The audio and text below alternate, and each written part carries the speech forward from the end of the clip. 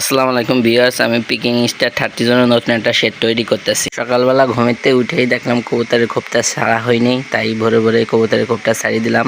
ছাড়িয়ে দেওয়ার পরে দেখছি আমি ঘুমে থাকতেই দেখছি যে কিষেন চলে আইছে, যে যে জায়গা শেডটা করব সেই জায়গা আর কি বালি ফেলাচ্ছে। মূলত সে কিভাবে একটু বালি ফেলাইছে কি না ফেলাইছে এই জন্য একটু কবুতরটা ছাড়িয়ে দিয়েই আমি দেখতে আইছি যে কীরকম ওরা বালিটা ফেলাইছে, ঠিকঠাক মতন ফেলাইছে কিনা সেটা একটু দেখতে আইছি।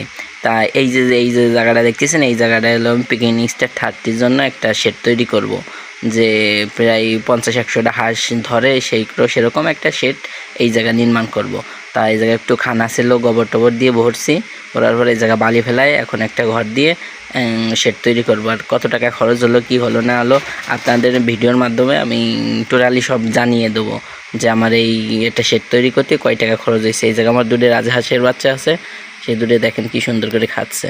এই যে যা কবুতর ছাড়ছিলাম সেই কবুতরগুলো উড়াউড়ি করতেছে। আর এদের দিয়ে দেখছেন কিষেনে আপনার ওই রাস্তাতে বালি নিয়ে এই ভিতরে আপনার ফেলা আছে, যে জায়গা আর কি সেটা তৈরি করব। তা আপনার মূলত আপনার এই যে এখান থেকে বালি নিয়ে ভিতরে যে জায়গাটা ঘরটা দিব সেই জায়গা আর কি আপনার একটু উঁচু করে যাতে পানি টানি না ঢোকে, সেই জন্য ওই জায়গা নিয়ে আর কি ফেলানো হচ্ছে।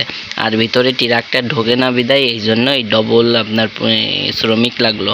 আর যদি সরাসরি ট্রাক্টর ঢুকতো তাহলে আর আপনার এই কষ্ট করাটা আমাদের আর কি লাগতো না, বেশি টাকাটা ব্যয় হতো না। দেখেন দুইজনে কিভাবে ধরতেছে আর উঠাচ্ছে। তাই এরকম একজনে আর কি ভরে ভরে দিচ্ছে আর একজনে আর কি নিয়ে ফেলাচ্ছে, যে একটু শক্তিশালী ম্যান সে হলো নিয়ে যাচ্ছে। দেখেন কিভাবে হেঁটে হেঁটে শক্তিশালী ম্যান নিয়ে যাচ্ছে, নিয়ে আপনার ওই জায়গাটা আর কি যে জায়গাটা সমান বলছি যে জায়গাটা একটু লেভেল করে সমান করে একটু উঁচু করে দিও, তা উনি সেইভাবেই উঁচু করে সমান করে লেভেল করে দিয়েছে। আর এই দিক দিয়ে আমার গরুর ঘরের কাজের সময় হয়ে গেছে, তাই আমি গরুর ঘরে এসে দেখলাম যে কি দেখি অবস্থা।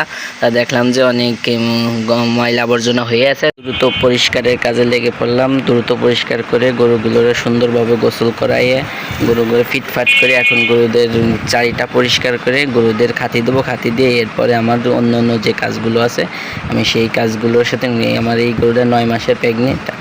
আল্লাহর রহমতে আর 1 মাস পরে এই গরুটা বাচ্চা দেবে সুন্দরভাবে, ভালো মতন যাতে বাচ্চা দেয় সেই দোয়াটা করে নিই। আমার এই বাছুরটা হলো আপনার ওই যে প্রথম যে গাইটা দেখলেন ওই গাইটার বাছুর, আপনার প্রায় 7 মাসের মতন বয়স আছে।